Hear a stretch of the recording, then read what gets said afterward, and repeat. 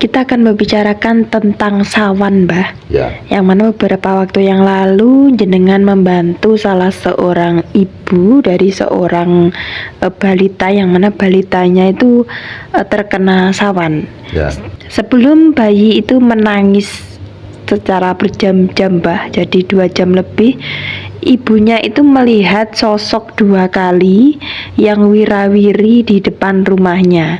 Kemudian setelah itu bayi itu pun menangis, anaknya itu tidak keluar air mata, nangis kejer dan tidak mau ditaruh, dalam arti minta gendong terus sama ibunya dan nggak bisa tidur hingga hampir pagi.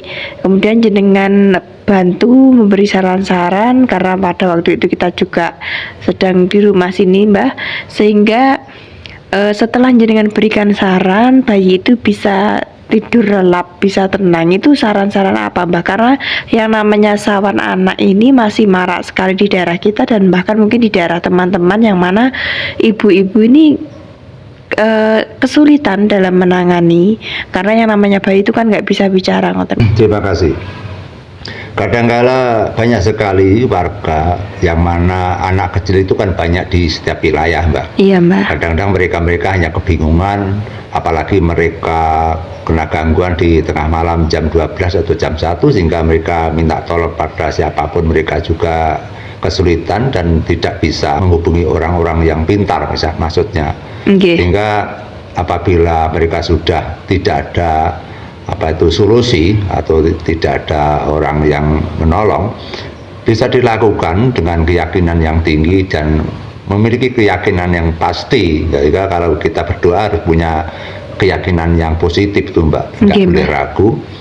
Kita mengambil yang sangat simpel saja, karena untuk menghilangkan bentuk-bentuk makhluk halus memang memiliki ilmu-ilmu yang spesial, Mbak. Tapi ilmu spesial kan harus dipetik atau dijalankan dengan beberapa prihatin atau puasa.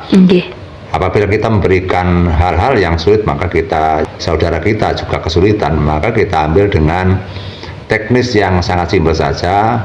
Kita seperti biasanya kita mengambil media garam, bisa disebarkan di sekitar rumah atau di depan rumah atau di dalam rumah.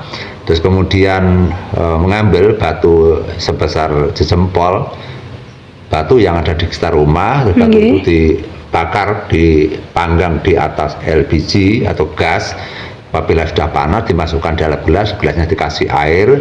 Kemudian air itulah yang dipakai untuk membasuh mukanya dengan menyebut dengan amalan-amalan yang sangat sederhana, yaitu amalan dari nenek moyang kita yang sangat simpel sekali, yaitu Bismillahirrohmanirrohim.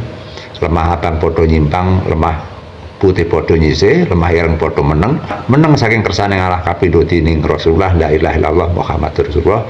Kemudian dibasuhkan kepada mukanya atau wajahnya si bayi itu hingga di sekitar atau leher atau cengel.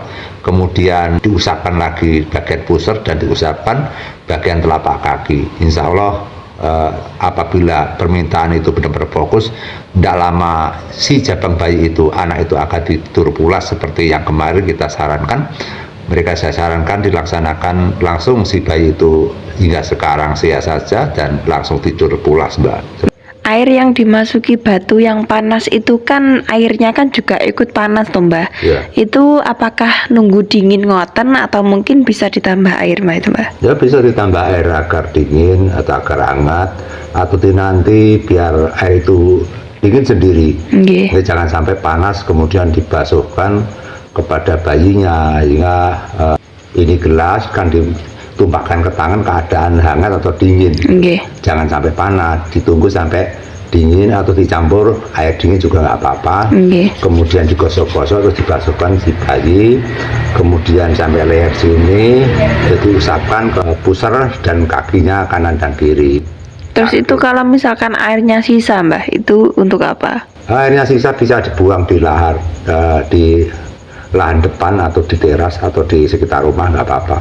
Kita hanya mengambil daripada energi panas dari batu. Batu kalau nenek moyang kita dinamakan watu, kekuatan satu, yaitu Tuhan Yang Maha Esa, Allah Subhanahu wa Ta'ala. Itu sebagai lambang saja, Mbak. Jika kita menyampaikan yang sederhana saja, kita sampaikan dengan ajaran-ajaran nenek moyang yang mana pernah dijalankan nenek moyang kita dan hasilnya juga nyata-nyata saja. Kita tidak 1 kali 2 kali. Apabila tidak menerapkan dengan terapi batu, kita bisa pakai garam saja langsung ditebarkan di sekitar rumah sambil berdoa sesuai dengan keyakinan masing-masing juga bisa. Namun kita memetik daripada yaitu tinggal nenek moyang kita, karena kita sengaja untuk melestarikan peninggalan nenek moyang kita, sehingga acuan-acuan kita selalu mengambil dari nenek moyang kita agar tidak punah. Seperti itulah aset nenek moyang kita, Pak. Terima kasih. Ya teman-teman, jadi itulah penjelasan dari Mbah Kendil. Semoga ini bermanfaat bagi kita semua. Itu mungkin dari saya, Mbah. Jenengan ada tambahan yang lain sebelum kita tutup? Hal-hal seperti ini memang sepele, kadang-kadang orang tidak percaya, namun sudah banyak sekali, bahkan beratus-ratus atau beribu yang membuktikan. Kadang-kadang hal sepele diremehkan, namun faedah dan fungsinya sangat besar sekali. Nenek moyang meninggalkan pasti pernah membuktikan, sehingga banyak sekali wanita-wanita kebingungan pada saat anaknya menangis, betapa mereka susahnya di waktu malam mereka menggendong, suaminya juga bingung, minta tolong orang juga sudah tidur semua. Maka kiat-kiat ini semoga bermanfaat bagi kita semua. Terima kasih. Semoga video ini bermanfaat teman-teman. Selamat malam. Selamat malam.